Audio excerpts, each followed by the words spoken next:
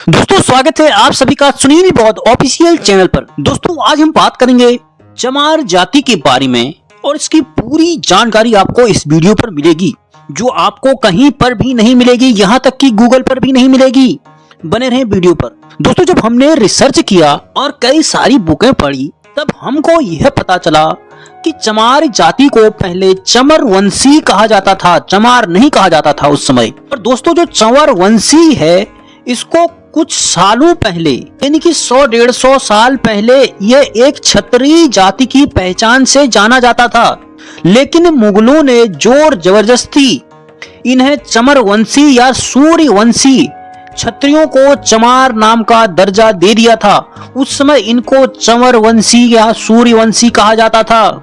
दोस्तों जब मुगलों का शासन हुआ तब मुगलों ने इन सूर्यवंशी यानी क्षत्रिय इनको इस्लाम कबूल करने के लिए कहा गया। जब इन्होंने इस्लाम कबूल करने से इनकार कर दिया और इन्होंने कहा हमें पशुओं की चमड़ी से जूता चप्पल बनाना पड़े तो हम बनाएंगे और कुछ करना पड़ेंगे तो हम करेंगे, लेकिन इस्लाम हम नहीं कबूल करेंगे। अब चमर वंशी लोगों ने इनकार करते हुए चमड़े का काम शुरू कर दिया और धीरे धीरे चमड़े के काम शुरू करने के बाद से यह लोग खेती करना शुरू कर दिए और बाद में इन लोगों को ही अलग अलग जातियों में बांटकर अहिरवाल, जाटव, अनुसूचित एससी अलग अलग उपनाम से अलग अलग जातियों में इस तरह बांट दिया गया।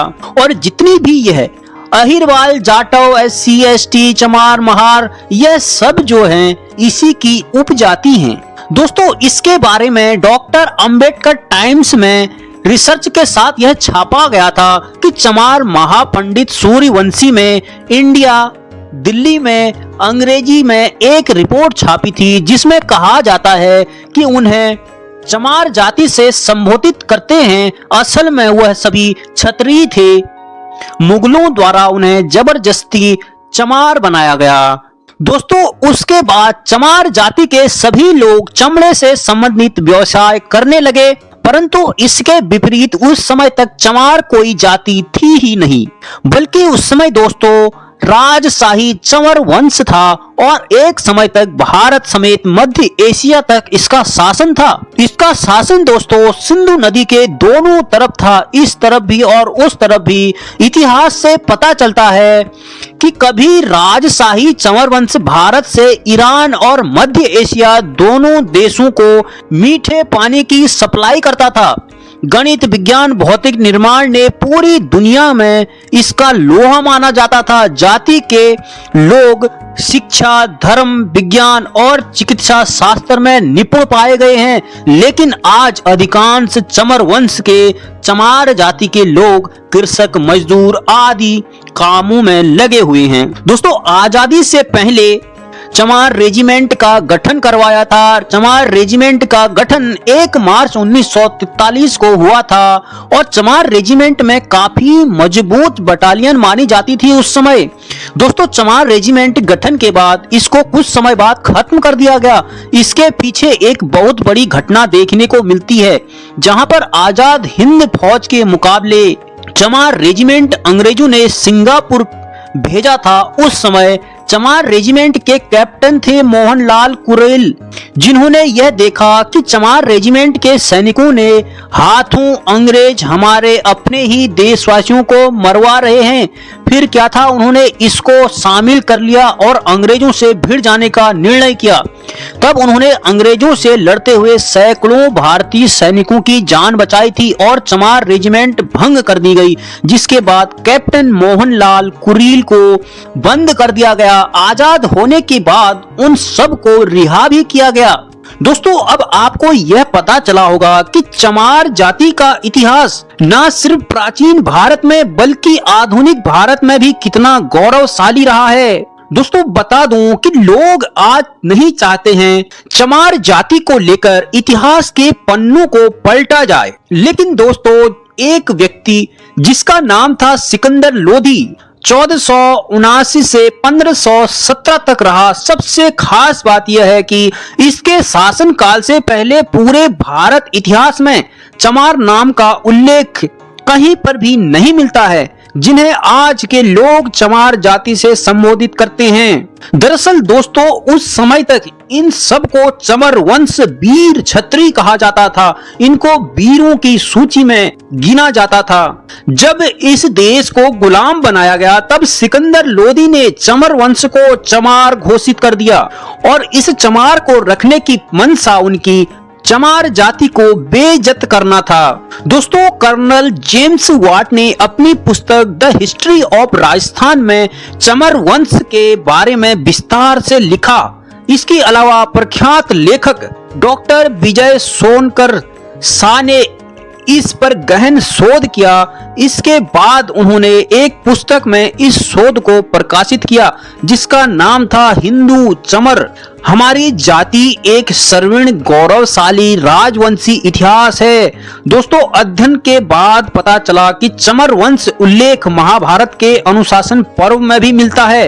डॉक्टर शास्त्री के अनुसार प्राचीन काल में चमार शब्द का कोई इस्तेमाल कभी किया ही नहीं गया था। दोस्तों, आज भी घृणा करता और हमारे तमाम दलित भाई ऐसे हैं जो पूजा पाठ भी करते हैं। अब जरा सोचिए, जो लोग पूजा पाठ करते थे, जो हिंदू धर्म में आस्था रखते थे, आखिर वह चमड़े का काम कैसे कर सकते हैं भारत में? मुस्लिम शासकों ने आने से पहले भारत में किसी भी प्रकार के चमड़े का काम नहीं किया जाता था, लेकिन जैसे ही मुस्लिम साथ साथ आते हैं उसके उत्पादन के भारी प्रयास शुरू कर दिए जाते हैं। दोस्तों, पश्चिमी भारत में जहां संत रविदास जी रहते थे वहां पर बड़ी संख्या में आज भी रविदास पाए जाते हैं।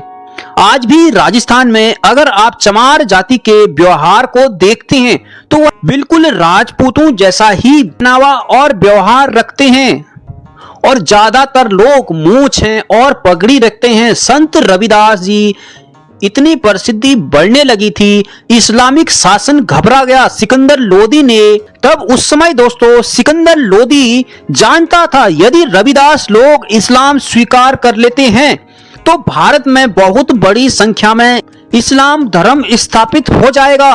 और जब रविदास को मुसलमान बनाने के लिए गया था तो वह खुद पराजित हो गया और कोई उत्तर नहीं दे पाया और संत रविदास ने उसकी भक्ति से प्रभावित होकर अपना नाम उसने रामदास रख लिया और स्वयं हिंदू बन गया। अब दोनों संत मिलकर हिंदू धर्म के प्रचार में लग गए, जिसके फलस्वरूप सिकंदर लोदी आग बबूला हो गया। संत रविदास को कैद कर लिया गया। इनके अनुयायियों को उसने चमार और चंडाल घोषित कर दिया और उनको बंदी बनाकर उनसे कारावास में खाल और चमड़ा पीटने, जूती बनाने इत्यादि निम्न तरह के काम करवाए। सिकंदर लोदी की यह शर्त थी, या तो इस्लाम स्वीकार कर लो या फिर ऐसे ही काम करते रहो। दोस्तों, उसके बाद जितने भी चमर वंशी के लोग थे उन्होंने सिकंदर लोदी के अत्याचारों के प्रति उसका उत्तर देने के लिए चमर वंश के क्षत्रियों ने दिल्ली को चारों तरफ से घेर लिया। इससे भयभीत होकर सिकंदर लोदी ने संत रविदास को छोड़ दिया। दोस्तों, नमन है ऐसी जाति को जिसने पूरी दुनिया में राज किया और इतना बड़ा साम्राज्य बनाया। दोस्तों, आपकी क्या राय है इस विषय में कमेंट बॉक्स में जरूर बताना। आज के लिए इतना ही, मिलते हैं दोस्तों अगली वीडियो पर। जय हिंद, जय भीम, जय भारत।